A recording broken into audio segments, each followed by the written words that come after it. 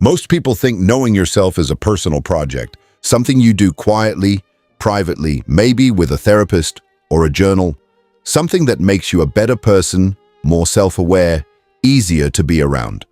A kind of psychological housekeeping that benefits you and the people close to you. That's not wrong, but it's not the whole picture. Because knowing yourself, genuinely, deeply, honestly knowing yourself, is one of the most disruptive things you can do in a world that runs on your not knowing. Think about that for a second. The advertising industry depends on you not knowing what you actually want. If you knew, really knew from the inside without the noise, you wouldn't need to buy what they're selling. You'd already have a clear enough sense of yourself that you wouldn't be looking for identity in a product. The political machinery depends on you not knowing your own values. If you'd done the actual work of figuring out what you believe and why, you'd be much harder to manipulate, much harder to push into fear or outrage or tribalism, much harder to tell who to hate and have you believe it.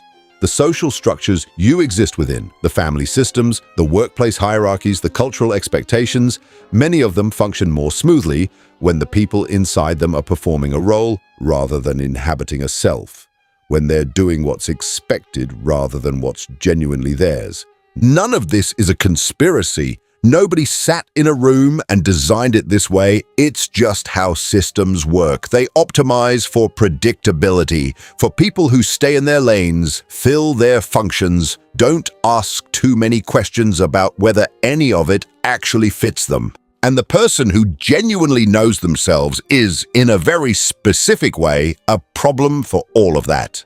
Not because they're hostile, not because they want to blow anything up, but because they can see. They can feel the gap between what they're being told to want and what they actually want, between the role they're being asked to play and who they actually are. And once you can see the gap, it's very hard to keep filling it without noticing. That's the radical part, not the self-knowledge itself, the consequences of it. And let me start from the beginning. What does it actually mean to know yourself? Because the phrase gets used constantly and usually means something very surface level. Your personality type, your communication style, your love language, your attachment pattern. These things are real and they matter, but they're not quite what I'm talking about. Knowing yourself, in the deeper sense, means knowing what you actually value. Not what you say you value, not what you were taught to value, but what you actually organize your choices around when nobody's watching and nothing's at stake except you. It means knowing what you actually feel, as distinct from what you think you should feel, the real-time, unedited bodily reaction you have to things before you've run it through the filter of appropriateness. It means knowing your actual desires, not the polished version, not the version you'd put in a job interview or on a first date, the real ones, including the ones that are complicated or inconvenient or hard to admit even to yourself. It means knowing your patterns, the ways you reliably react under pressure, the things you consistently avoid, the places where your behavior has a gap between your stated intentions and your actual actions. And it means knowing where all of that comes from. Not in a therapy speak way, just honestly understanding that the person you are today was shaped by specific experiences, specific relationships, specific environments, and that some of what you call your personality is actually a set of adaptations to those environments, some of which still serve you and some of which have been running on autopilot long past their useful life. That kind of self-knowledge, specific, honest, not flattering, not comfortable, is genuinely rare. And the world is, in many ways, organized to help you avoid it. Here's how the avoidance works. It doesn't work through repression in the dramatic sense. Nobody's suppressing you from the outside. The avoidance is much subtler than that. It works through noise. You wake up and immediately reach for your phone. Before you've had a single, unmediated thought, you're already in someone else's content, someone else's opinions, someone else's drama, someone else's version of what matters today. You get to work and you're in the flow of other people's priorities, the tasks, the meetings, the inbox, the entire architecture of the day designed by someone else's agenda. You come home and you reach for something that fills the space, the show, the scroll, the anything that keeps the interior quiet. Because when the interior isn't quiet, when it actually has a room to surface, it starts asking questions. Uncomfortable questions. Questions like, is this what I actually want to be doing with my life? Is this relationship working? Why do I feel this specific unease when I'm around this specific person? What am I actually afraid of? What do I actually want? The noise keeps those questions from forming, not maliciously, not as a coordinated suppression, just as the natural consequence of a culture that has made distraction the default state of human consciousness. And as long as the noise continues, the self-knowledge can't develop. Because self-knowledge requires the opposite of noise. It requires the discomfort of actually being with yourself, actually listening to what's there, actually sitting with the questions rather than reaching for the next thing that makes them go away. Let me tell you about the specific discomfort of genuinely knowing yourself, because I think a lot of people imagine that self-knowledge leads to some kind of clarity and peace. Like once you figure yourself out, you'll have a settled, comfortable relationship with who you are. That's not really how it works. Genuine self-knowledge is, in many ways, more uncomfortable than not knowing. Because when you don't know yourself, you can maintain certain stories that are flattering or at least tolerable, stories that make your choices seem inevitable, your patterns seem like just your personality, your failures seem like bad luck or other people's fault. When you actually know yourself, those stories fall apart. You can't tell yourself you're generous when you've honestly tracked how often your giving is about your own need to be needed. You can't tell yourself you're brave when you've honestly seen how many times you've stayed in situations you knew were wrong, because the alternative required a confrontation you weren't willing to have. You can't tell yourself you don't care what other people think when you've honestly noticed how much of your daily energy goes into managing other people's perception of you. Genuine self-knowledge is humbling, not in a self-flagellating way, just in the honest way of seeing yourself clearly and finding that you are, like everyone else, a mess of contradictions and patterns and fears and desires and genuine qualities all tangled together. That's not comfortable, but it's real. And the realness is what makes everything else possible. This is the conversation most channels won't have. If it's reaching you, subscribe. We go here every week. Here's what changes when you actually know yourself. Not immediately, not all at once, but over time, as the self-knowledge deepens. The first thing that changes is your relationship to other people's opinions. When you don't know yourself, other people's opinions fill the gap. They become, almost by default, the primary information you have about who you are. Because if you don't have a clear internal sense of your own value, your own perspective, your own experience, you look outside. You look at how people respond to you, what they say about you, how they seem to see you, and that becomes your data, which means you're perpetually at the mercy of whatever the most recent social feedback happened to be. Someone criticizes you and you spiral. Someone praises you and you inflate. The weather of other people's perceptions becomes the weather of your internal state. When you know yourself, this changes, not because you stop caring what people think. Caring about how you affect others is healthy and human, but because you have your own reference point. You have information about yourself that doesn't depend on external confirmation. You can receive feedback, even critical feedback, and evaluate it honestly. Not defensively, not from a place of not being able to afford to hear it, but from a place of, I have enough of a sense of myself to know what rings true and what doesn't. That's a kind of freedom that's very hard to understand until you've experienced it. The freedom of not needing everyone to approve of you because you have enough of your own sense of yourself to stand on.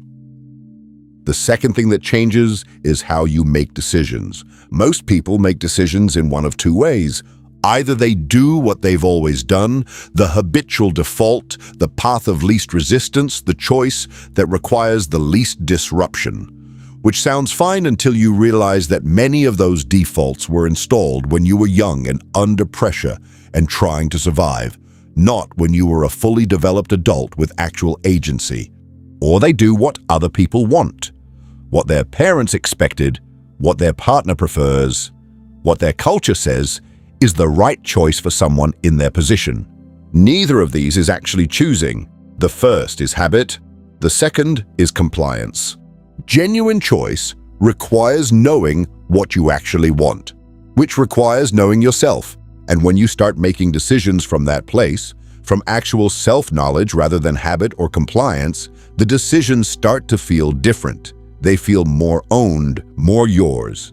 Even when they're hard, even when they disappoint people, there's something solid underneath them. You're not choosing from fear. You're not choosing from habit. You're choosing from a genuine sense of what matters to you and what kind of person you want to be. That's different, and it changes the texture of a life in ways that are hard to describe but immediately recognizable to anyone who's experienced even a taste of it. The third thing is what happens to your relationships.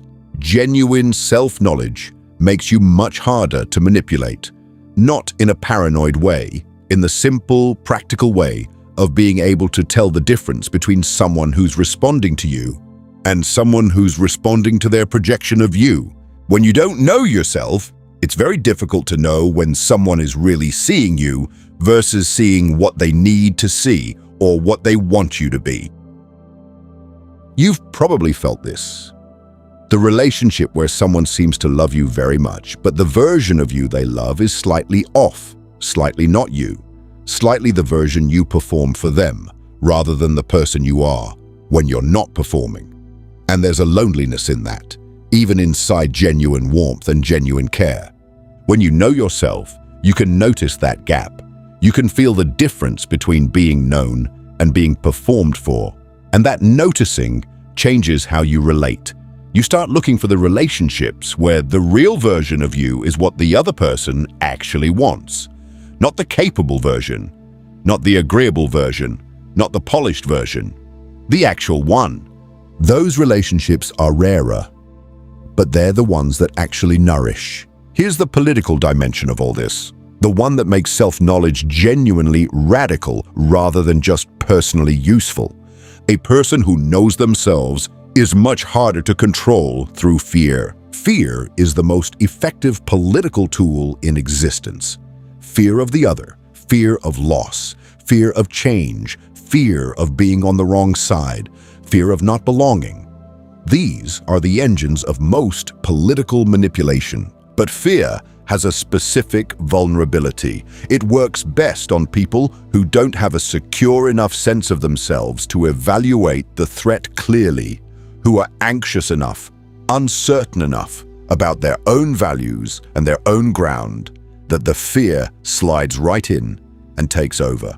The person who genuinely knows themselves, who has done the honest work of figuring out what they believe, what they value, what they're actually afraid of versus what they're being told to be afraid of, that person can feel fear without being consumed by it, can evaluate it, can ask, is this real? Is this a genuine threat to something I actually care about?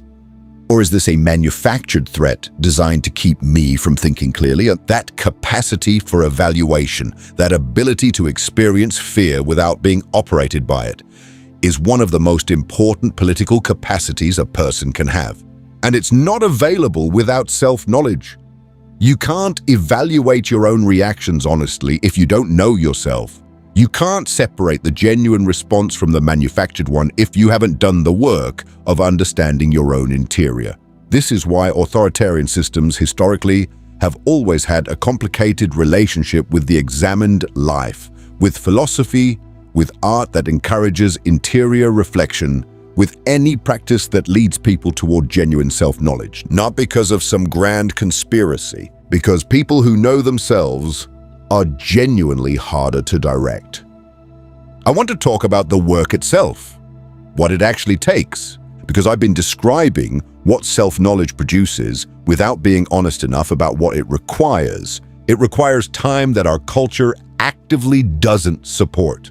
Not hours in a day, though that too.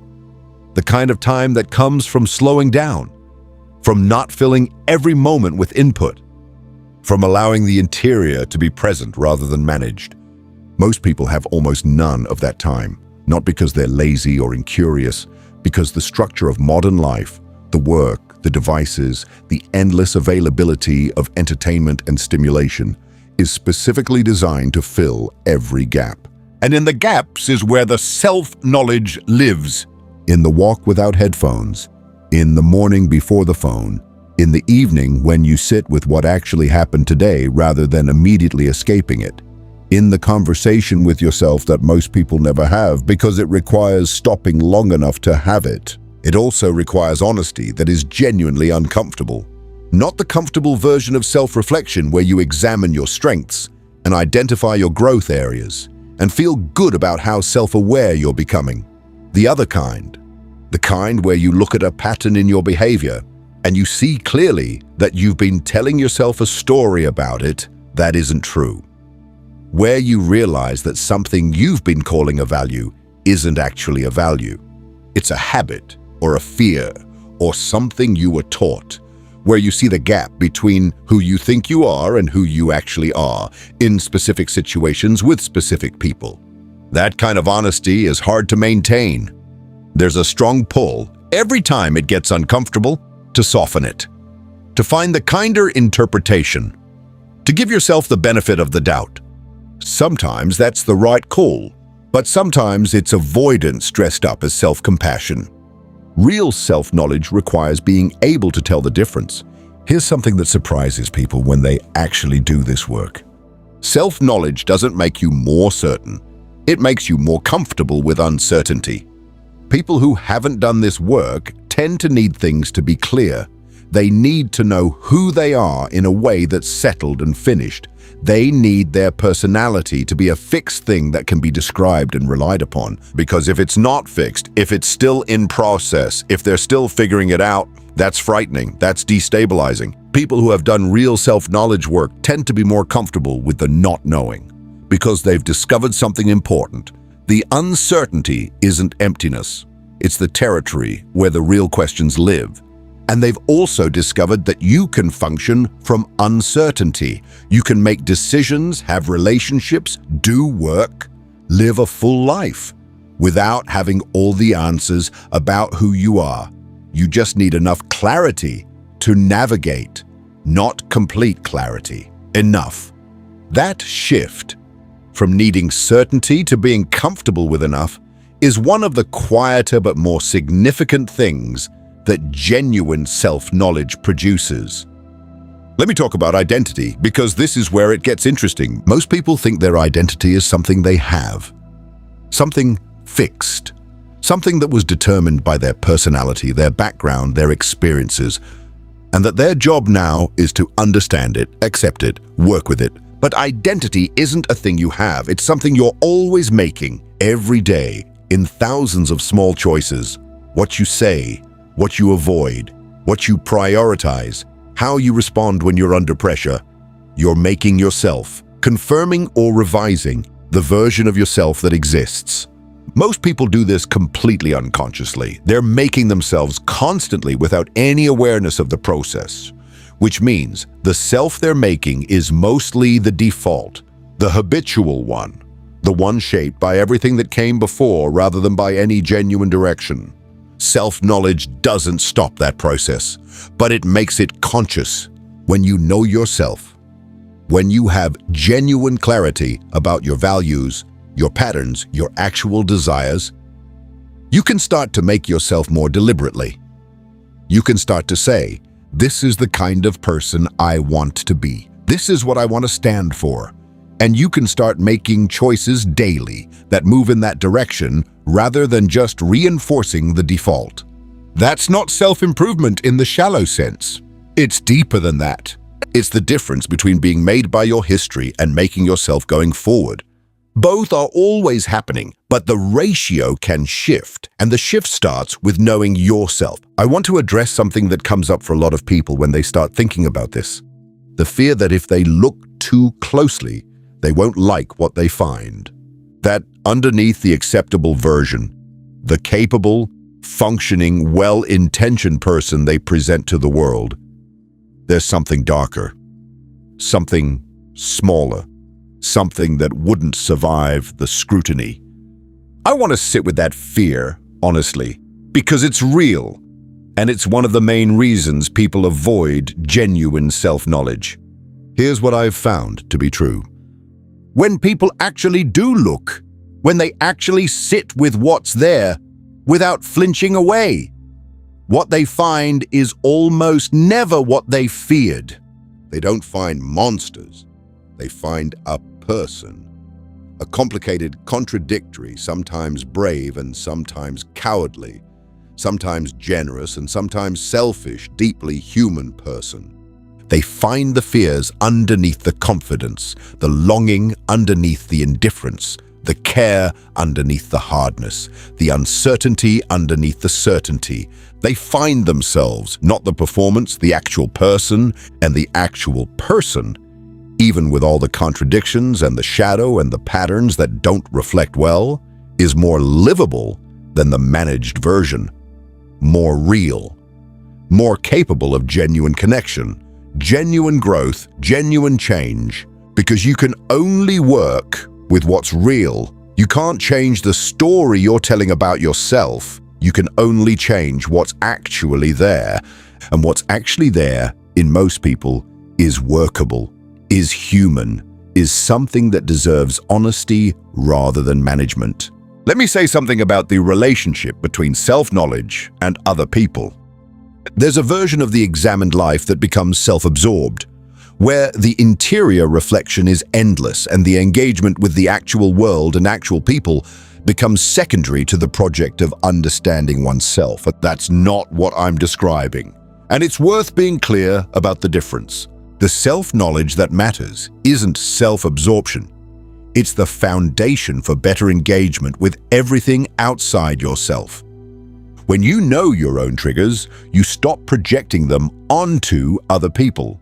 You stop assuming that your reading of a situation is the only valid one.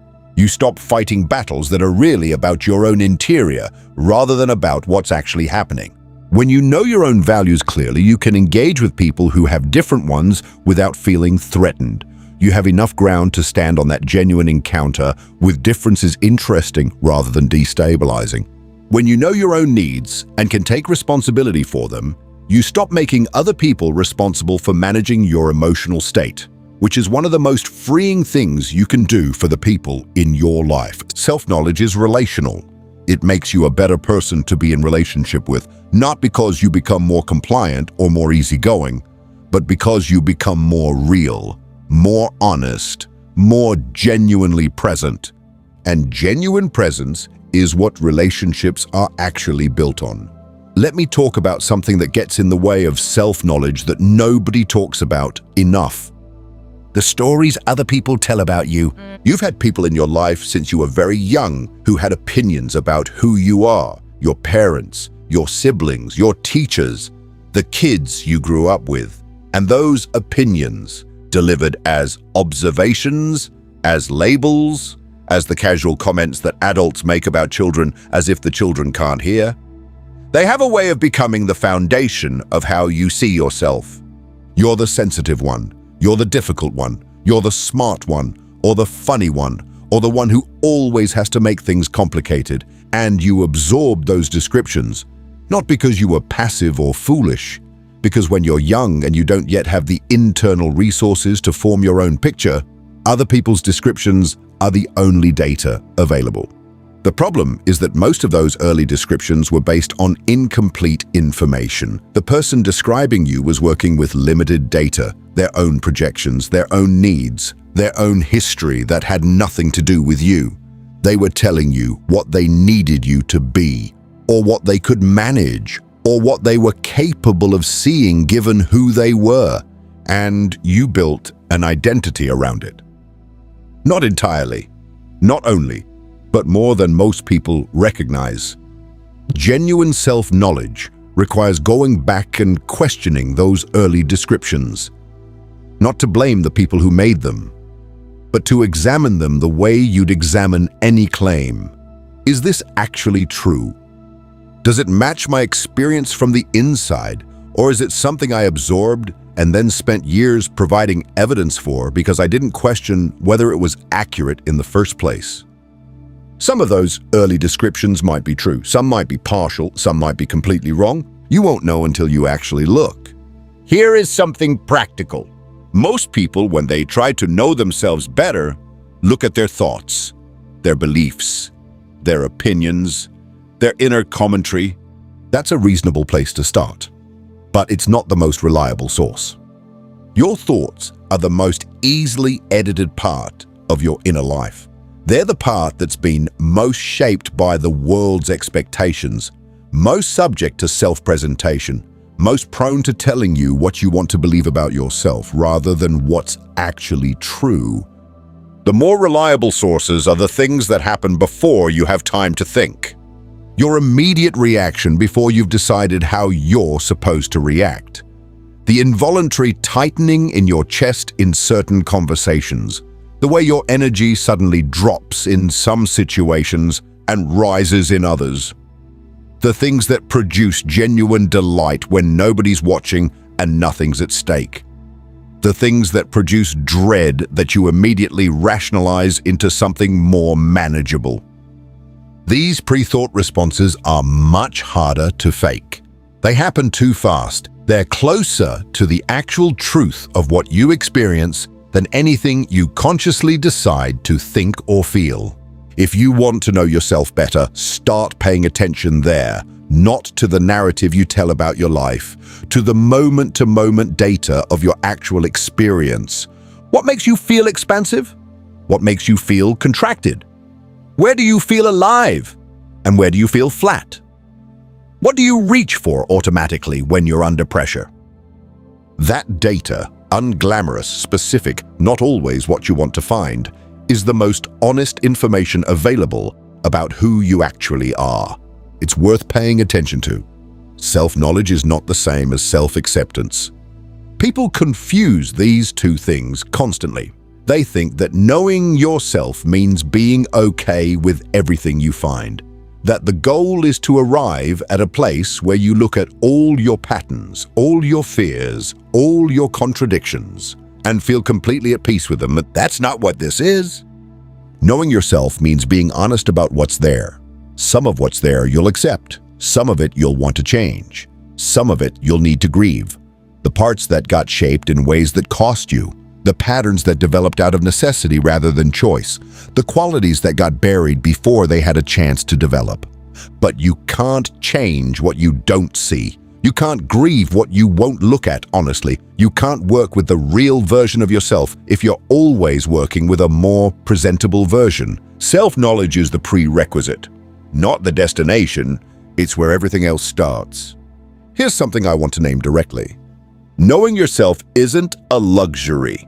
It's not a project for people with a lot of free time and a therapy budget. It's the work, the actual work of a life. And it can happen anywhere, in the car, in the walk, in the 5 minutes before the day starts, when you actually ask yourself, what do I feel right now? What do I actually want today? What am I avoiding and why? It doesn't require a retreat or a guru or a particular method. It requires the willingness to be honest with yourself, to pay attention to your own interior without immediately managing what you find. And it requires doing that honestly, even when what you find is uncomfortable, even when it requires revising a story you've been telling about yourself, even when it reveals a gap between who you think you are and who you're actually being. That discomfort isn't a sign you're doing it wrong. It's a sign you're doing it for real.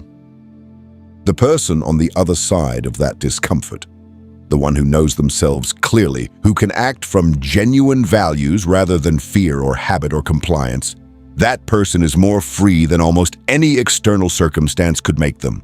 Not free from difficulty, not free from pain or loss or the ordinary hard things of being alive. Free in the sense of being the author of their own choices, of living from the inside out rather than from the outside in. That freedom is available. It starts with the willingness to look honestly at what's actually there, to know yourself, not for self-improvement, not for other people's benefit, because it is, as someone once said, the only life worth living, the examined one. The one where you actually show up to find out who you are. One thing before we close. The world doesn't particularly want you to do this. It's more convenient when you don't. More convenient when you feel the uncertainty about who you are with things you can buy. More convenient when your identity is defined by your role and your role doesn't get questioned. More convenient when you're operating on the cultural defaults rather than on your own genuine values. Choosing to know yourself in this context is a small act of resistance. Not loud, not dramatic. Just the quiet insistence that your interior life matters, that what you actually think and feel and want is worth paying attention to, that you are not just a function to be filled or a consumer to be activated or a voter to be mobilized. You are a person, specific, complex, irreducible, and you deserve to actually know who that person is. That's the radical part, not the outcome. Not the improved version of yourself you might become.